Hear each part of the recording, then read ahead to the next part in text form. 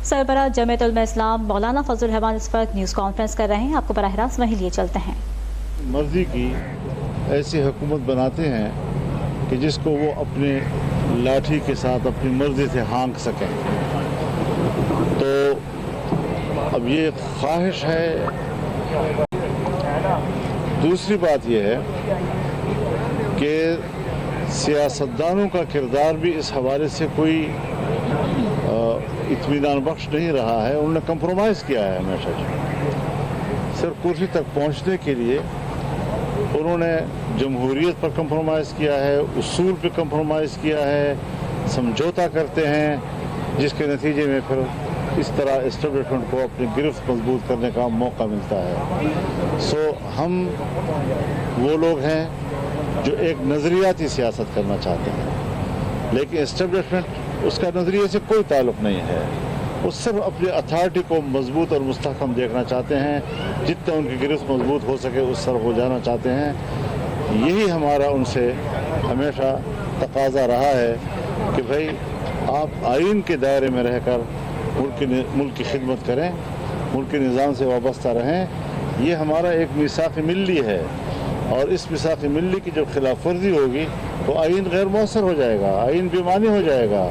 जिस तरह आज हम समझते हैं कि पार्लियामेंट बेमानी हो गया है, तो ये सारी वो चीज़ें हैं कि जिस पर हर इदारे को अगर उन्होंने अपने हुदूद से तजावुज़ किया है या कोई पार्टी अपने हुदूद से तजावुज़ करती है तो उसे अपने रवैये पर नज़रसानी करनी है। मौलाना साहब ये बताइएगा जिस तरह वफाक में हुकूमत ने जो है वो PTI को पेशकश की है मुज़ाकरात की, पंजाब में भी हम देख रहे हैं कि रोज़ाना की बुनियाद पर गोलाबारी जो है वो दोनों तरफ से नज़र आती है। आप नहीं समझते कि पंजाब में भी हुकूमत जो है वो PTI को मुज़ाकरात की दावत दे और बैठ कर जो है वो इसका हल निकाला जाए?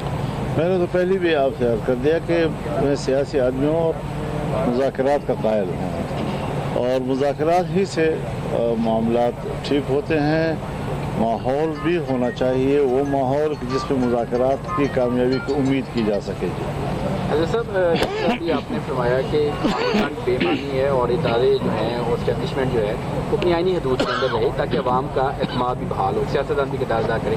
तो क्या इस सारा जो सिलसिला चल रहा है इससे निकलने के लिए अर्ली इलेक्शन की गुंजाइश है ताकि दोबारा चीज़ों को बेहतर और अवाम का एतमाद बहाल हो और एक पार्लियामेंट जो है वो दोबारा तश्कील हो? अवाम अगर धांधली के इलेक्शन की गुंजाइश है तो धांधली से पाक गैर जानबदार इलेक्शन की गुंजाइश क्यों नहीं?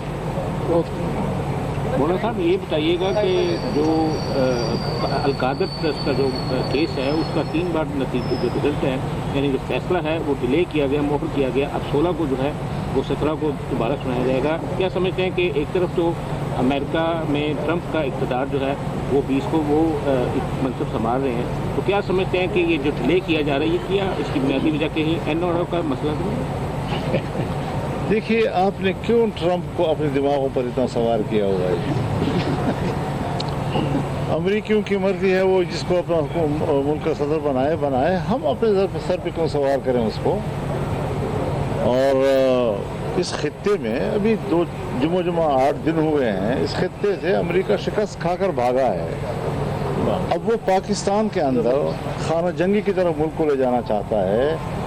हमारे कबाइल में बलूचिस्तान हो, KP हो, वहाँ पर रिट ख़त्म हो चुकी है हुकूमत की। वहाँ आम आदमी अब अपने घरों में ज़िंदगी नहीं गुजार सकता। गैर एलानिया तौर पर लोग फिर दोबारा अपने घर छोड़ रहे हैं। उनको अपने गांव के अंदर, अपने शहर के अंदर बच्चों के पढ़ाने के लिए अब कोई रास्ता नहीं रहा, उनके रोज़ी रोटी कमाने के लिए कोई गुंजाइश नहीं रही है। वो अपने इलाके छोड़ रहे हैं, और ये सूरत हाल तकरीबन 20-25 साल के दरमियान का अरसा हो चुका है वहाँ की इस सूरत हाल का, जहाँ एक इलाका इतना लंबा अरसा, रुबा सदी तक जंग की जद में रहे और जहाँ हुकूमती रिट ख़त्म हो जाए, उसकी जोग्राफियाई सूरत हाल ख़तरे में पड़ जाती है। हमें अपने मुल्क की सलामती का सवाल हमारे सामने है। हम एक जलती हुई ज़मीन के ऊपर बैठे हुए हैं। पता नहीं यहाँ पर क्यों पंजाब में उस बात का एहसास नहीं किया जा रहा, मुल्क के दूसरे इलाकों में क्यों इस बात का एहसास नहीं किया जा रहा। ऐसे इलाके फिर उसके बाद जोग्राफियाई शक्ल तब्दील करते हैं, फिर बैनुल-अक़वामी क़ुव्वतें आती हैं और वहाँ के कंट्रोल संभालती हैं, उनके वसाइल पर कब्ज़ा करती हैं। आपके कबायली दुनिया वो पाकिस्तान के मादनी वसाइल से भरे हुए हैं। एशिया के बड़े ज़खायर वहाँ पर मौजूद हैं और इस में आने वाले पर आप देखें कि क्या हम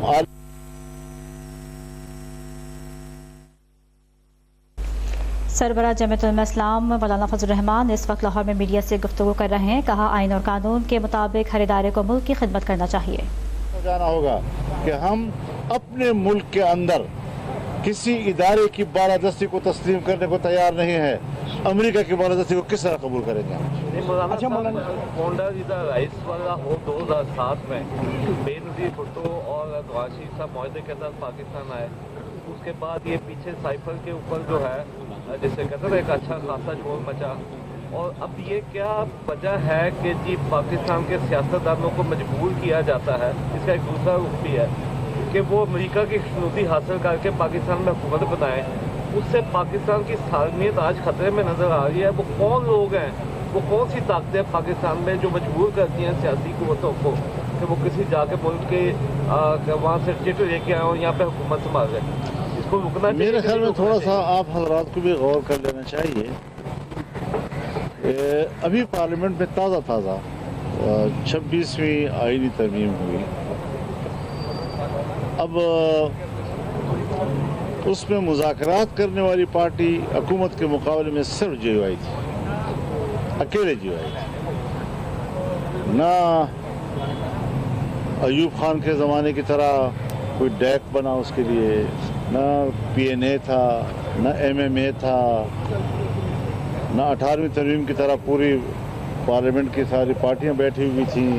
सिर्फ गवर्नमेंट और JUI के दरमियान मुज़ाकरात हुए, खालिस सियासी नुक्ते नज़र के साथ, आइन की बका के लिए, उसकी बालादस्ती के लिए, पार्लियामेंट की बका और बालादस्ती के लिए उसूल के दायरों में रहकर हमने मुज़ाकरात किए और हम कामयाब हुए या नहीं। अगर एक पार्टी भी डट जाती है और वो समझती है कि हमने आइन पर, उसूलों पर, इंसानी हुकूक पर, बुनियादी इंसानी हुकूक पर कोई कम्प्रोमाइज़ नहीं करना, तो दूसरी पार्टियाँ क्यों नहीं कर सकती? हम मिलकर क्यों नहीं कर सकते? ये सवाल PDM में बार बार मैं उठाता रहा हूँ कि हम कम से कम, मैं 1980 के बाद आप लोगों के साथ, कायदीन के साथ शरीक होकर मार्शल लॉ के खिलाफ लड़ता रहा हूँ, जमहूरियत की को ताकतवर बनाने के लिए लड़ता रहा हूँ, आमिराना क़ुव्वतों को कमज़ोर करने के लिए लड़ता रहा हूँ। नतीजा क्यों उल्टा निकल रहा है कि आमिराना क़ुव्वतें जो है उनकी गिरफ्त मजबूत होती जा रही है, जमहूरियत कमज़ोर होती जा रही है।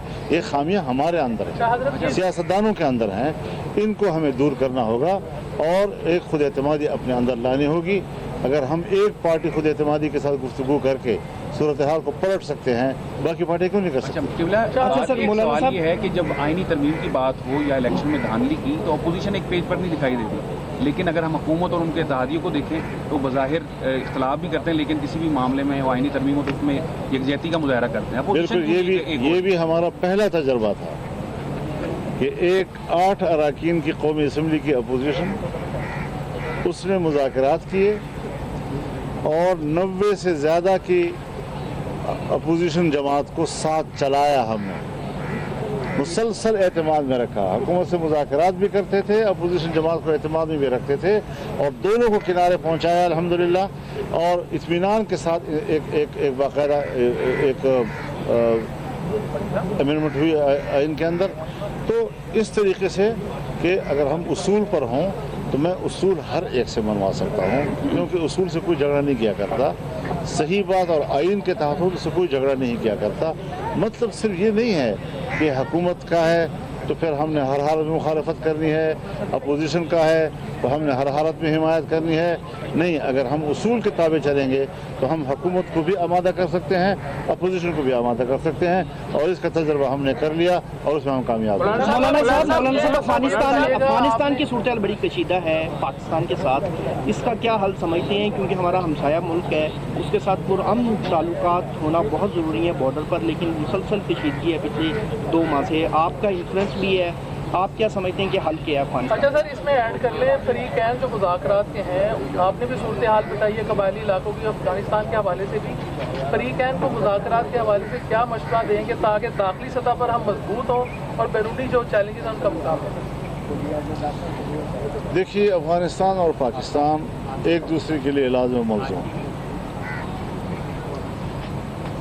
افغانستان کے بہت سے ممالک پڑوسی ہیں، وسط ایشیا کے بہت سے ممالک افغانستان کے پڑوسی ہیں، ایران اس کا پڑوسی ہے، لیکن تمام پڑوسیوں کے باوجود تاریخی طور پر بھی ان کے تعلقات برصغیر ہند کے ساتھ تھے، پاکستان بن جانے کے بعد بھی اس کے تعلقات پاکستان کے ساتھ رہے ہیں، اور یہ ایک دوسرے سے جدا نہ ہونے والے دو پڑوسی ملک ہیں، برادر اسلامی ملک ہیں۔ مشکلات آتی ہیں، تنازعات کوئی دور کے آدمی کے ساتھ نہیں ہوا کرتے، پڑوسی کے ساتھ ہی ہوا کرتے، محلوں کے اندر بھی کوئی پڑوسی سے الجھتا ہے، لیکن معاملات طے ہو سکتے ہیں۔ آج بھی کوئی بات گئی گزری نہیں ہے، ہمیں ایک ذمہ دار ریاست کے طور پر کردار ادا کرنا ہوگا۔ جذباتی ریاست کے طور پر کردار ادا کریں گے تو مسئلہ حل نہیں ہوگا، اور میں الیکشن سے پہلے جا چکا ہوں، میں اپنے وفد کے ساتھ ایک ہفتہ وہاں گزار کر جتنا ایجنڈا میں لے کر گیا تھا 100% کامیاب ہو کر واپس آیا ہوں، اور میں نے اپنے ملک کے نظام کو بتایا سارا کچھ، اور انہوں نے اپریشیٹ کیا، انہوں نے کہا اس کا میکینزم کیا ہونا چاہیے، میں نے کہا وہ آپ بنائیں، اگر کہیں مشکل ہوگی تو ہم تعاون کریں گے، لیکن انہوں نے ہی پھر جمعیت علماء اسلام پر آرا کھینچا، اور الیکشن میں جو ہمارے ساتھ انہوں نے حشر کیا، اور اب تک ہو رہا ہے، یعنی بلوچستان میں ابھی ایک صوبائی اسمبلی کے ووٹوں کی ویریفیکیشن کی نادرا نے تو رپورٹ یہ لکھی کہ 2% کی ویریفیکیشن ہم کر سکے ہیں، باقی کا پتہ نہیں چل رہا ہے، 98% کا پتہ نہیں چل رہا ہے، 2% کا پتہ چل رہا ہے۔ سپریم کورٹ نے کہا ابھی ایک اور حلقے کے بارے میں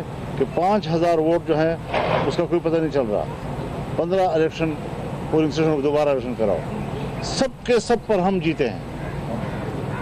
فارم 45 کہتا ہے کہ جی آئی جیتی ہے، اور جو جیتا ہے وہ سب پہ ہارا ہے، اور اس کو جتوا دیا۔ تو یہ چیزیں اگر ہمارے ملک کے الیکشن میں ہوتی رہیں گی تو آپ بتائیں کس طرح معاملات حل ہوں گے، کس طرح دل چاہے گا کسی کا کہ خوشی کے ساتھ تعاون ہوتا ہے، ایک شرح صدر کے ساتھ، کشادہ دلی کے ساتھ گفتگو ہوتی ہے اور تعاون ہوا کرتا ہے۔ یہ تو نہیں کہ آپ مجھے ذبح کرتے رہیں اور میں آپ کی زندگی تلاش کرتا رہوں۔ تو یہ چیزیں جو ہیں ہمیں ہر چیز پر نظر ثانی کرنی ہوگی، جب تک یہ ادارے اپنی غلطیوں پر، اپنے ارادوں پر، اپنے عزائم پر، اپنے ایجنڈے پر نظر ثانی نہیں کریں گے، اعتماد کی فضا پیدا نہیں ہو سکے گی۔ مولانا صاحب، جو کرم کی صورتحال ہے، آپ نے پشاور میں بڑی اس پہ گفتگو کی، اب کیا سمجھتے ہیں کہ اس مسئلہ یہ ہے کیوں اور اس کس طرح سے حل ہو سکتا ہے؟ پارا چنار میں کچھ چیز جو ہے وہ نہیں پہنچ رہی، ڈیزل پٹرول ختم ہے، ادویات جو ہے نا وہ ختم ہے، لوگوں کی زندگی جو ہے جیرن ہو چکی ہے۔ حضرت بنیادی بات تو یہ ہے کہ 20-25 سال کا تنازع ہے جو مسلسل چل رہا ہے، جائیدادوں کا تنازع ہے، قبیلے ہیں، اب اس کو شیعہ سنی کا نام کیوں دیا جا رہا ہے؟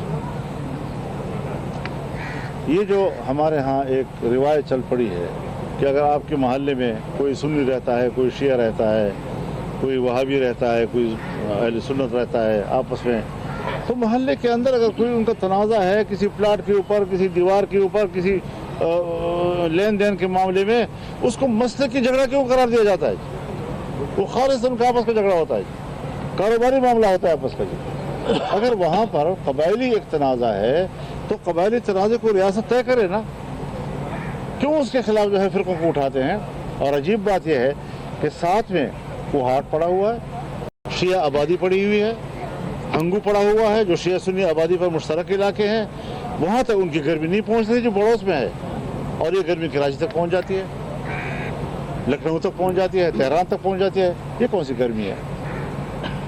لاہور تک بھی نہیں پہنچتی اس گرمی۔ تو اس قسم کی چیزیں جو ہیں جو غلط تصویر کے ساتھ دنیا کے سامنے پیش کی جاتی ہیں اور نئی نئی دکانیں کھولی جاتی ہیں، یہ سازشی پھر مقاصد ہوتے ہیں، ان کو قوم کی فلاح کا کوئی فکر نہیں ہے۔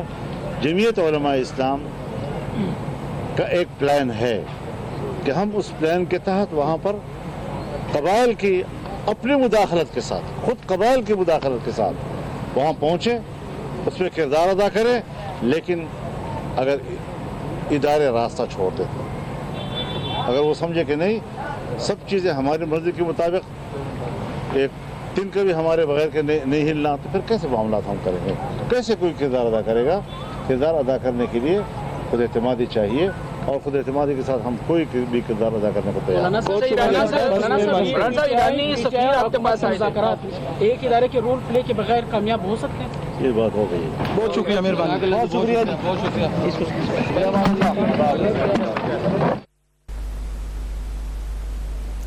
सरबराह जमीयत उलमा इस्लाम मौलाना फजल रहमान इस वक्त लाहौर में मीडिया से गुफ्तगू कर रहे थे। कहा आइन और कानून के मुताबिक हर इदारे को मुल्क की खिदमत करना चाहिए। कहा मुज़ाकरात से मामलात हल होते हैं। कहा अमरीका हमें खाना जंगी की तरफ लेके जा रहा है।